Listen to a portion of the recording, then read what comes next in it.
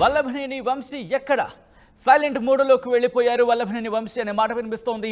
Results తర్వాత వంశీ ఎక్కడ కనిపించడం లేదు. కుటుంబంతో కలిసి హైదరాబాద్లో ఉన్నారు వంశీ అనే మాట వినిపిస్తోంది. నిన్నంతా విజయవాడలోని వంశీ ఇంటి దగ్గర తీవ్ర ఉద్రిక్త పరిస్థితులు నెలకొన్నాయి. వంశీ ఇంట్లోనే ఉన్నాడు అంటున్నారు. ఆ సమాచారంతోనే భారీగా వెళ్ళామంటున్నారు ఆందోళనకారులు. యార్లగడ్డ వెంకట్రావు చేతిలో వంశీ ఘోర పరాజయాన్ని చవిచూశారు.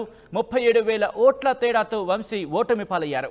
కౌంటింగ్ పూర్తి కాకముందే గన్నవరం వదిలి వెళ్ళిపోయారు వంశీ. అప్పటి నుంచి బయటకు రాలేదు అనే మాట కూడా వినిపిస్తోంది ఆయన. ఇక గన్నవరంలో పార్టీ ఆఫీస్ను కూడా వంశీ ఖాళీ చేశారనే మాట వినిపిస్తోంది. లీజు ముగియడంతో పార్టీ ఆఫీస్ ఖాళీ చేసినట్టుగా తెలుస్తోంది. రక్షణ కూడా కల్పించలేమని పోలీసులు చెప్పేసినట్టుగా సమాచారం అందుతోంది. విజువల్స్లో మీరు చూస్తున్నారు కౌంటింగ్ రోజు. అవును, కౌంటింగ్కి సంబంధించి ఆ రోజు కొడాలి నాని అలాగే వల్లభనేని వంశీ వీళ్ళిద్దరూ కూడా బయటకు వచ్చేస్తున్న విజువల్స్ మీరు చూస్తున్నారు. కౌంటింగ్ మధ్యలోని